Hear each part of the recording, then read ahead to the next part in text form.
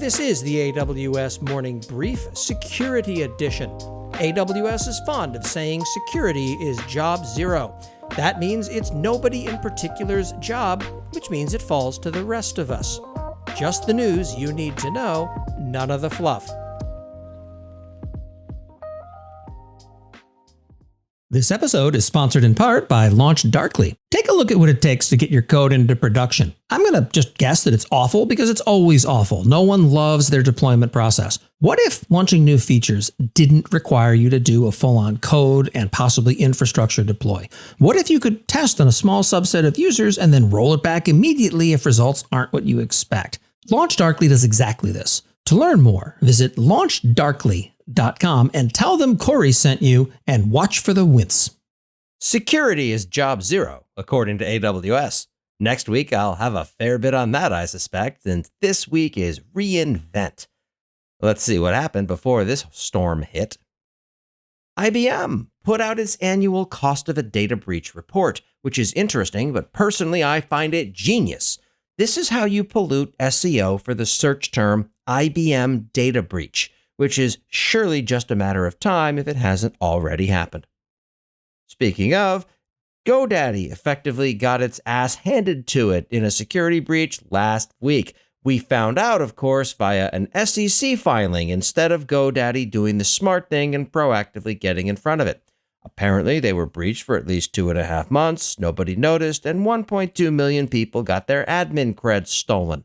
I cannot stress enough that you should not be doing business with GoDaddy. And to complete the trifecta, millions of Brazilians is a fun thing to say unless you're talking about who's been victimized by an S3 bucket negligence award, then nobody's having fun at all. The AWS security blog had a few things to say. You can now securely connect to your Amazon MSK clusters over the internet. Wait, what? What the hell was going on before? Were you unable to access the clusters over the internet, or were you able to do so but insecurely? This is terrifying framing. AWS Security Profiles, Megan O'Neill, Senior Security Solutions Architect. I really dig these. The problem is that the AWS Security blog only really seems to put these out around major AWS conferences when there's a bunch of other announcements. I would love it if more of the AWS blogs would do periodic the faces, voices, and people that power AWS profiles. Because I assure you, most of the people building the magic never take the stage at these conferences. There was another profile of Merritt Bear, who's a principal in the office of the CISO, and she's an absolute delight. One of these days, post-pandemic, we're going to try and record some kind of video or other, just so we can name it Quinn and Barrett. This episode is sponsored in part by something new. Cloud Academy is a training platform built on two primary goals: having the highest quality content in tech and cloud skills, and building a good community that is rich and full of IT and engineering professionals. You wouldn't think those things go together, but sometimes they do. It's both useful for individuals and large enterprises, but here's what makes this something new. I don't use that term lightly. Cloud Academy invites you to showcase just how good your AWS skills are. For the next 4 weeks, you'll have a chance to prove yourself. Compete in 4 unique lab challenges where they'll be awarding more than $2,000 in cash and prizes. I'm not kidding. First place is $1,000. Pre-register for the first challenge now. One that I picked out myself on Amazon SNS image resizing by visiting cloudacademy.com/Corey, Corey.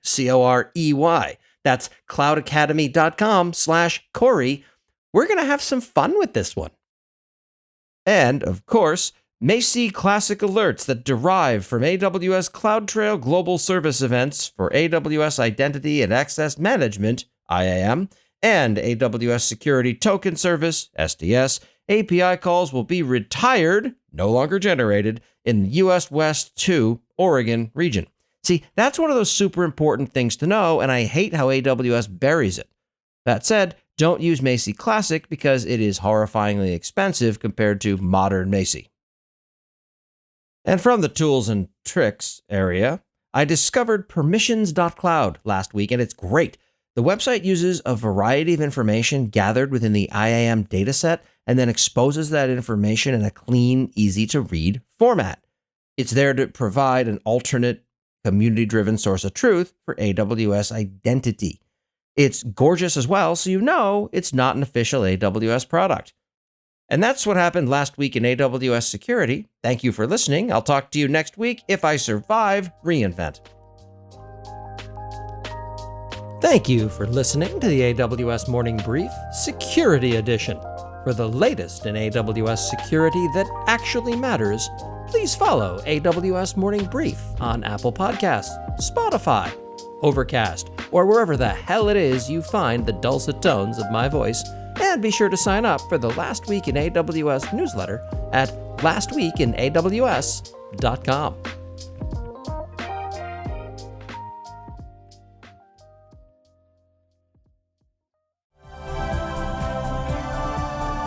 This has been a Humble Pod production.